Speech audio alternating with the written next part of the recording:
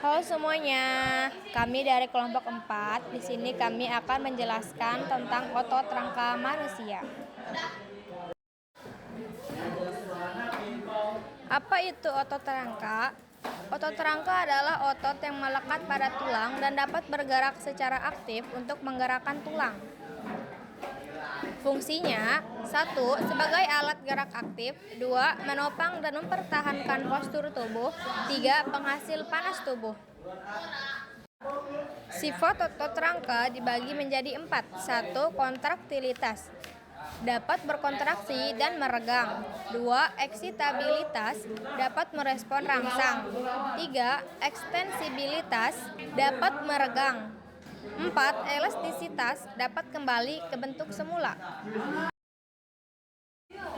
Struktur otot rangka seperti yang kalian lihat. Ternyata kalau kita melihat lebih dalam lagi, otot itu dibagi menjadi beberapa bagian. Nah, secara keseluruhan, otot itu dibungkus oleh selapis jaringan ikat yang agak padat Yang disebut sebagai episium. Nah, episium ini bisa kalian lihat secara jelas ya dengan mata telanjang seperti selubung putih. Nah, di dalam episium itu terdapat beberapa berkas serat-serat otot yang disebut fasciculus. Nah, setiap fasciculus itu dibungkus oleh selubung tipis yang bisa disebut sebagai perimisium. Nah, untuk setiap fasciculus itu terdiri dari sel-sel otot yang terbentuk. Serat nasa otot rangka ini berbentuk serabut halus yang panjang dan tentunya banyak mengandung mitokondria serta memiliki banyak inti sel yang berbentuk lonjong yang bisa kita sebut sebagai miofibril. Nah, di miofibril ini terdapat unit-unit struktural dan fungsional. Terkecil dari kontraksi otot pada miofibril yang bisa disebut sebagai sarkomer, yang saya tandai ya ini, merupakan satu sarkomer. Nah, miofibril itu terdiri atas protein filamen yang disebut sebagai miofilamen, ada berfilamen yang tebal atau bisa kita sebut sebagai miosin, dan ada miofilamen yang tipis atau disebut sebagai aktin. Kombinasi miofilamen tebal dan tipis ini menunjukkan adanya pita gelap dan pita terang, seperti lurik, sehingga otot rangka bisa kita sebut sebagai otot lurik. Satu unit sarkomer dibagi lagi menjadi beberapa bagian, yaitu yang seperti yang kalian lihat di gambar, ada garis jet yang membatasi setiap unit sarkomer. Kemudian di tengahnya itu ada garis M. Nah, di dalam sarkomer itu ada zona yang hanya terdiri dari aktin atau filamen tipis yang bisa kita sebut sebagai pita, yang kemudian ada daerah yang berisi aktifnya, juga miosin yang bisa kita sebut sebagai pita A, dan kemudian ada zona kontraksi yang display yang kita sebut sebagai zona H. Nah, sebelum kita mempelajari lebih jauh terkait mekanisme kerja otot, kalian harus tahu dulu bagaimana struktur aktin dan juga miosin. Dan di sini saya tampilkan ada Struktur aktin dan juga miosin, dan di sini saya tampilkan ada struktur aktin.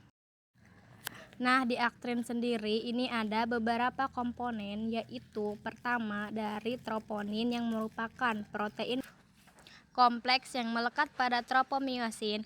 Nah, tropomiosin ini adalah protein aktin yang mengikat yang nantinya mengatur kontraksi otot.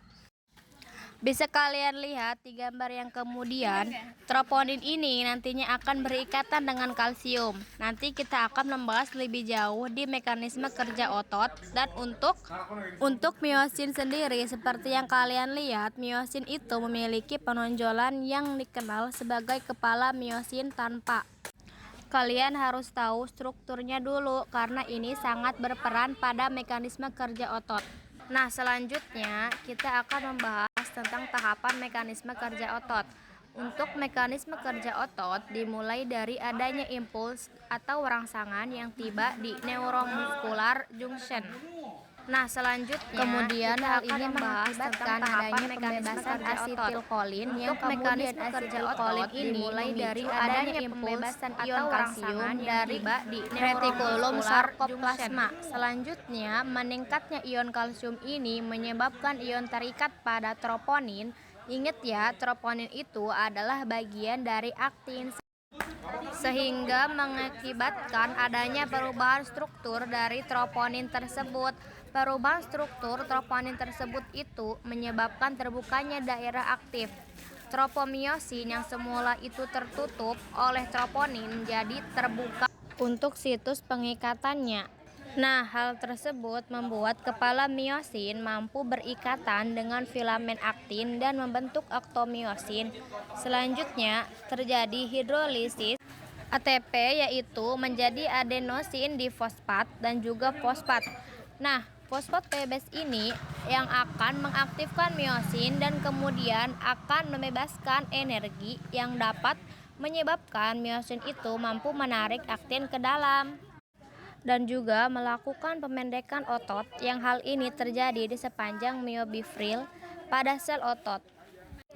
Nah, berarti untuk kontraksi otot itu ditandai dengan adanya pemendekan otot.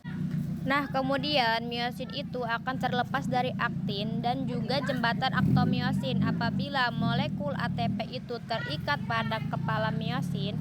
Nah, pada saat TP itu terurai, kepala miosin tak bertemu lagi dengan aktin pada tropomiosin.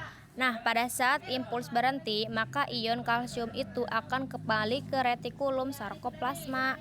Dan troponin akan kembali ke kondisi semula dan menutupi daerah tromosin. Dan otot mengalami relaksasi.